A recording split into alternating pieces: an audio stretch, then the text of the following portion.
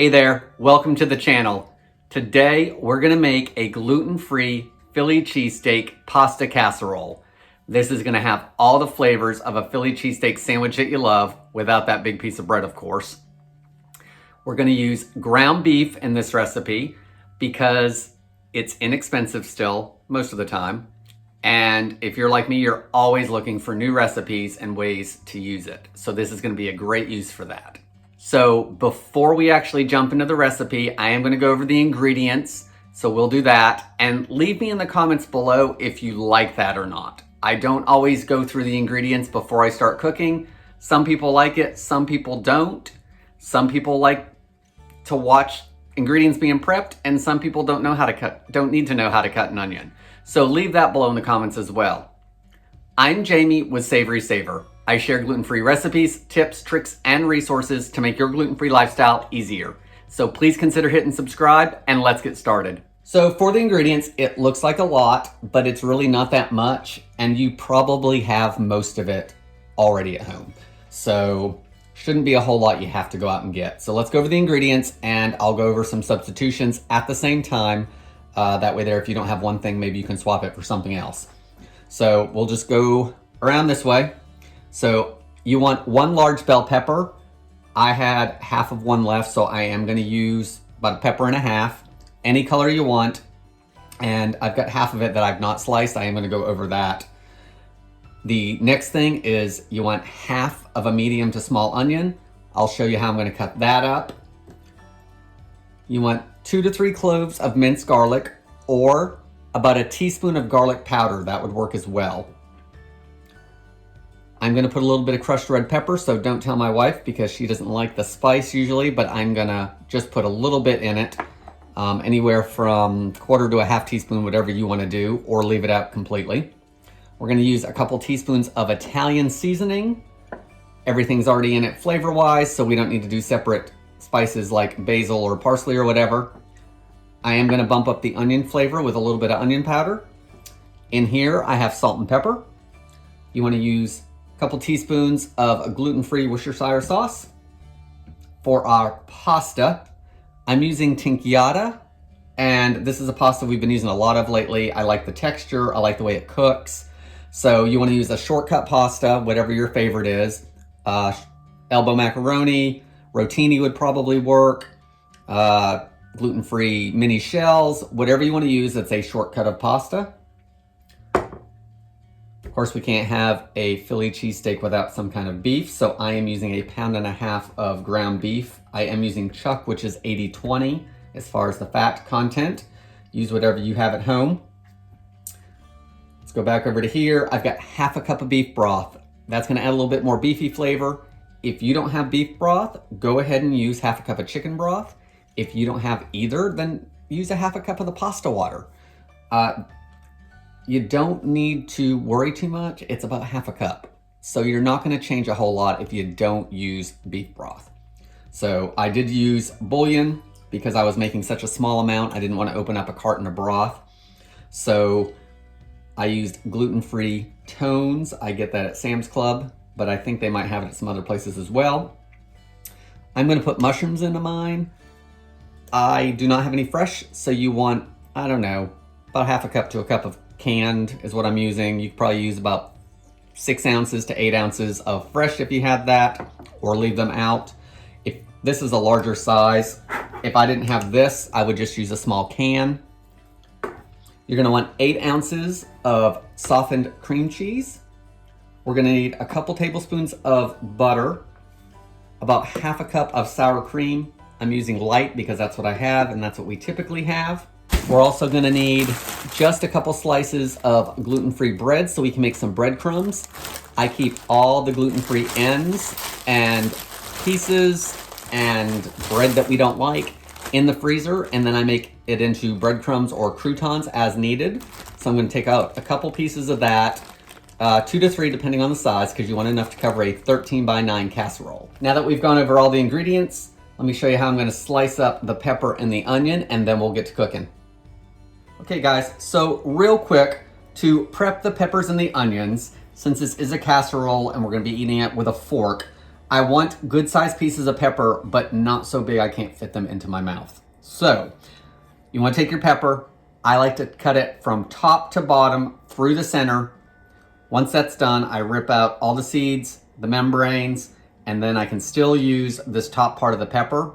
I feel I get less waste that way. So cut your pepper in however you want, but you're gonna need strips. Once you cut it in half, go ahead and cut your strips.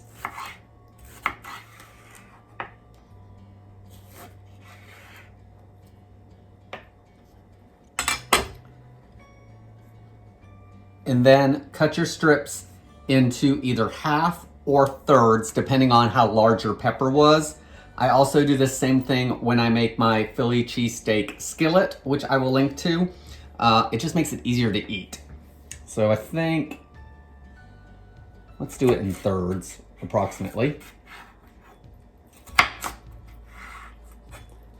This is also gonna stretch that pepper out a little bit so you'll get more pepper in every bite and it'll seem like more.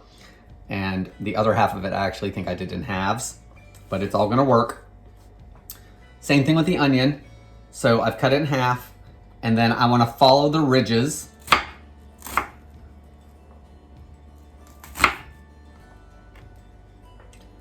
And then again, depending on how large your onion is, or maybe how much you want to get a piece of onion, maybe you don't want a large piece of onion in each bite, halves or thirds. So you wanna go the other direction.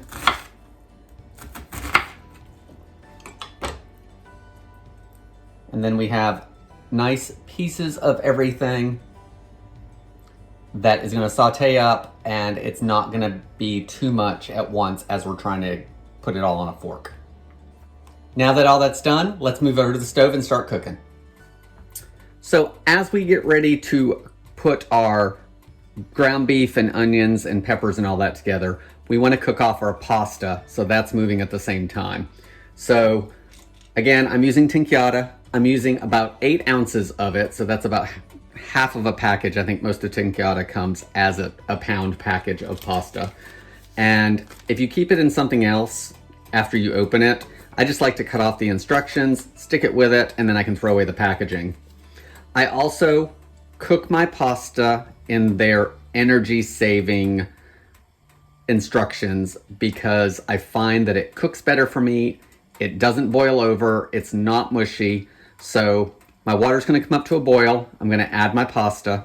I'm gonna cook it for about a minute, minute and a half, and then I'm gonna turn it off, put a lid on it, and let it set for the rest of the time that it needs to cook. And you wanna cook it just a little shy because we're gonna bake the casserole. So you wanna this macaroni is probably gonna take about 14 or 15 minutes, and then it should be good. So I'm gonna get that started, and let's get started on our beef. So I've dropped our pasta, and now I wanna get started on the beef and peppers and onions and all that. So I've got a large skillet because I'm gonna try to mix everything in here. So once this is all made, I wanna be able to mix my pasta in it as well.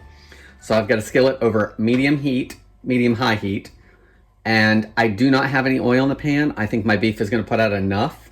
So a lot of times I won't use oil if I don't have to for this step because that beef's gonna put out some flavor.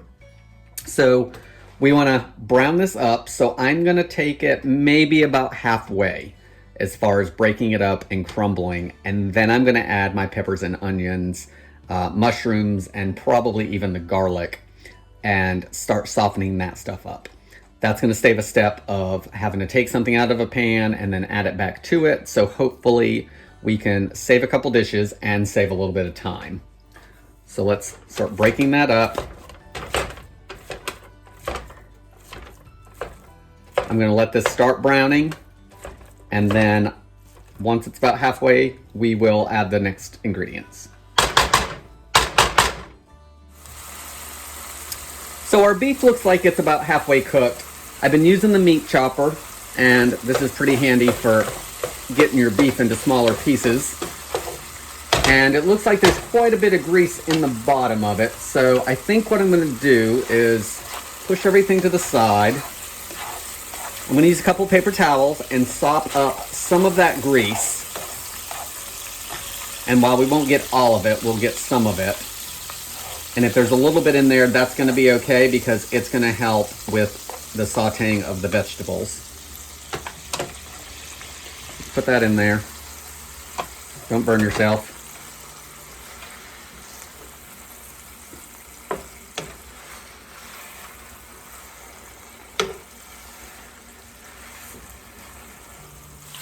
Get a little bit more out of there.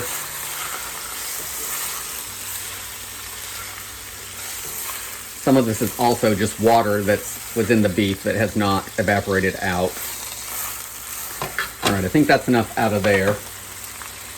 Get rid of this.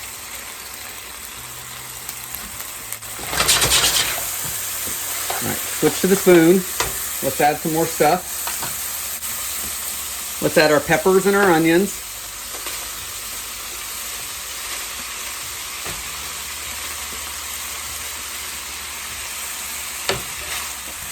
To our peppers and our onions, let's add our mushrooms. Again, I'm using canned or jarred. I've drained them, put those in there.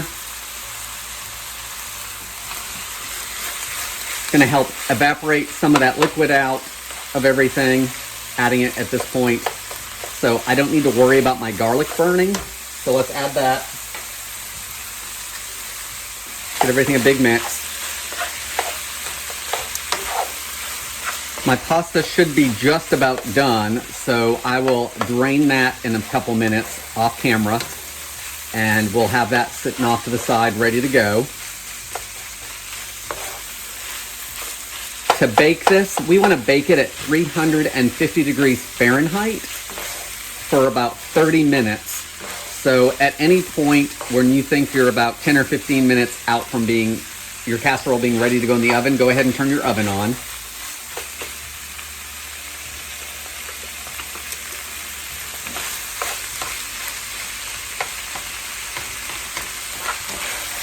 I'm going to let this cook for just a minute or two, and then we will season everything up. Okay, we've been sauteing this for a few minutes now with everything in it, so we need to season it up. So I'm just going to do about, I don't know, a quarter teaspoon or so of crushed red pepper, because Tara doesn't like spice, but I want a little bit. So do that to taste or leave it out. I'm going to add about a teaspoon of onion powder. And you can see that mine is coming out clumpy. That's all right, it'll dissolve. Don't worry about that.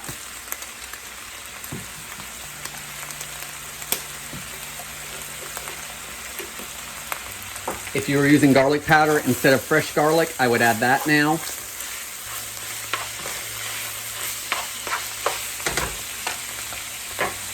Add our couple teaspoons of Italian seasoning.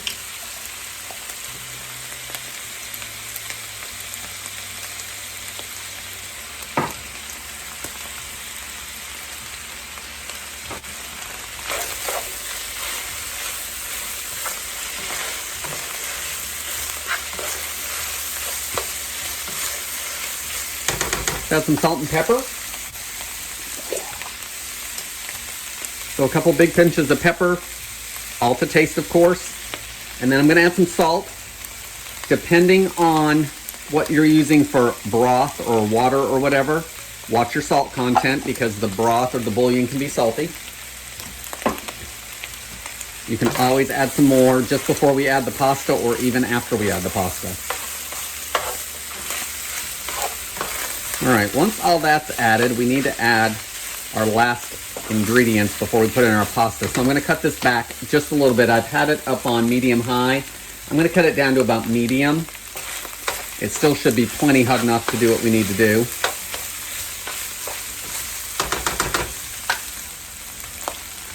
I'm going to add 2 to 3 teaspoons of Worcestershire sauce.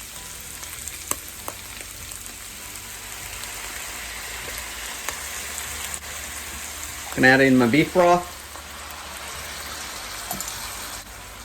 I'm going to add in my cream cheese, and I'm just going to add pieces of it all the way across and let it start melting.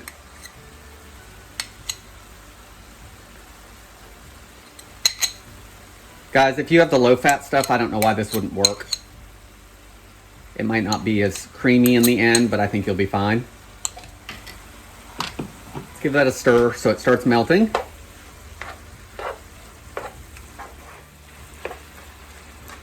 Once it's started melting, we can add our sour cream.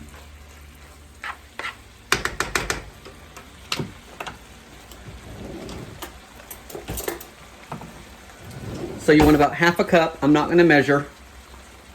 Probably about a couple big spoonfuls. And then with your sour cream, if you can see it in the video, if you flatten it back out in the container, you're less likely to have all that whey build up in the bottom, so you might not have to stir it quite as much. So there's a little recipe tip. Get all this melted in. And I think at this point I will actually turn the heat off. We'll use the heat from the pan and the ingredients to finish up the melting process.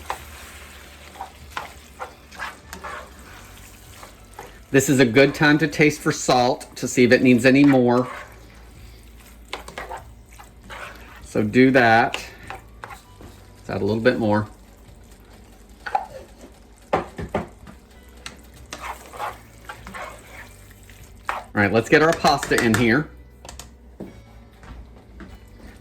So here's our pasta, and it looks like I actually overcooked it a little bit, but it'll be fine. So try not to overcook your pasta, because eventually it does overcook.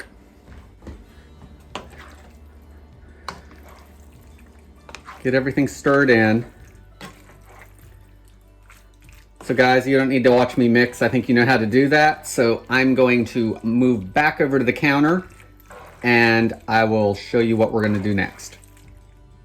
So we're back at the counter. Got my 13 by 9.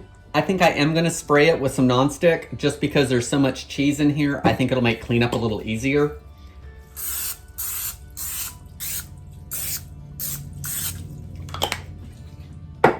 Now we want to put all of this into there. And this is a lot of food, guys. So you could probably cut the recipe in just about half, as far as maybe do a pound of ground beef. And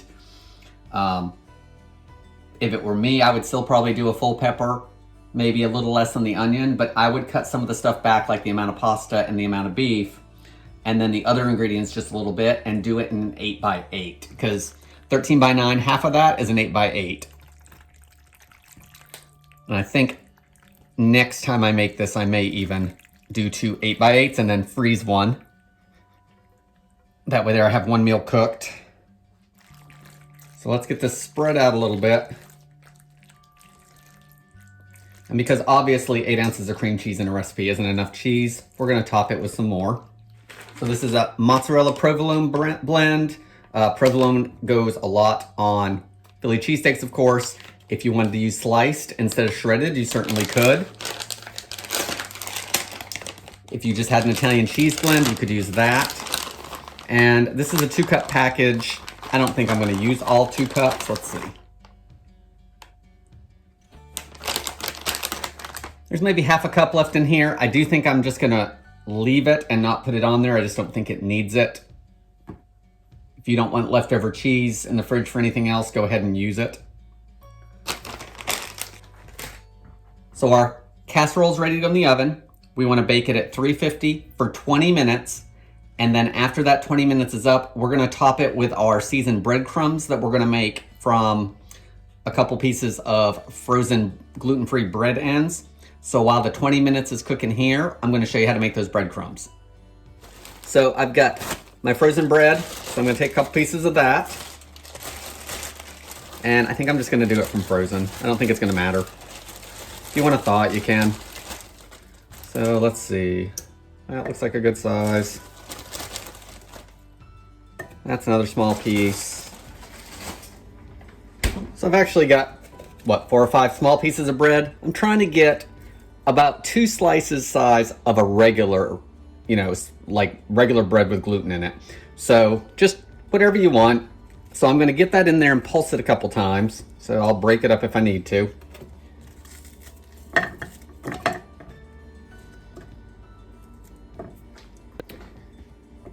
Once you got your bread in here, let's get the lid on. Let's pulse it a couple times just to break it down a little bit. And then I've got 2 tablespoons of melted butter that I'm going to add, as well as a couple things to season them up.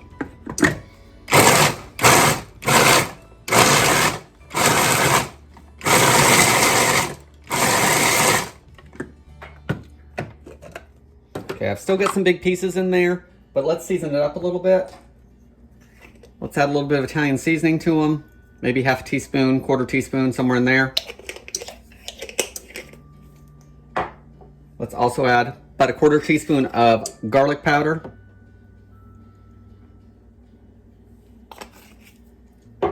Give it one more quick pulse.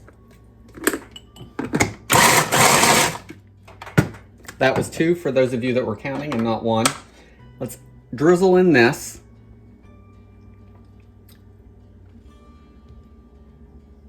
And then pulse it until everything's mixed together, and those are pretty fine breadcrumbs. You don't want to see great big chunks.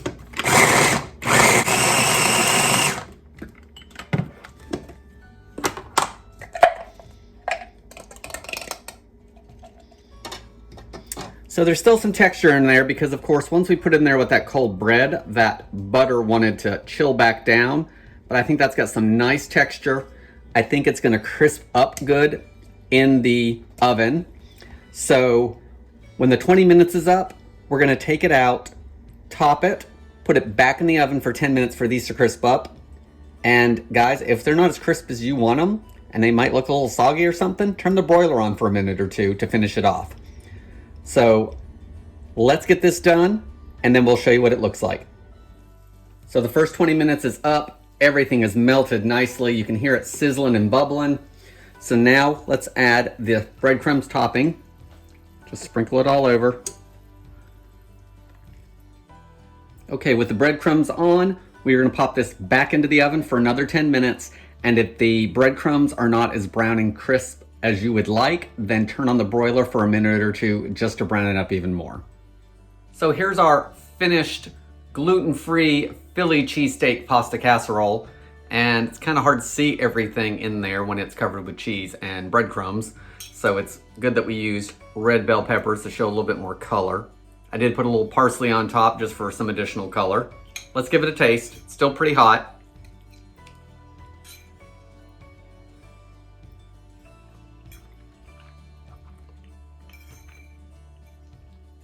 That's really good. The breadcrumbs have crisped up some on the top, which is nice. I didn't have to use a broiler, so the 10 minutes is plenty, but you could certainly make them a little darker if you wanted to. It's creamy. The beef and the onion and the peppers all are really good taste. Plenty of salt in it, not too salty. Not really any heat from where I added those crushed red peppers flakes, so add those or leave them out, whatever you want to do. This is a good recipe for ground beef because with the ground beef being all broken up, it goes through the entire dish. So you're going to get beef in just about every bite. The pasta itself isn't quite as overcooked as I thought it was. Don't know how the reheat's going to be on this because that doesn't always fare well with gluten-free pastas, but we'll make do with that. I do think freezing it is a good idea. So I think maybe making it, depending on the size of your family and how many leftovers you want, making it as 2 8x8s and freezing one of those so you have a meal done for another night a few weeks after the first one. Guys, I think that's all I have for this recipe. Thank you again for watching, and I hope to see you on the next video.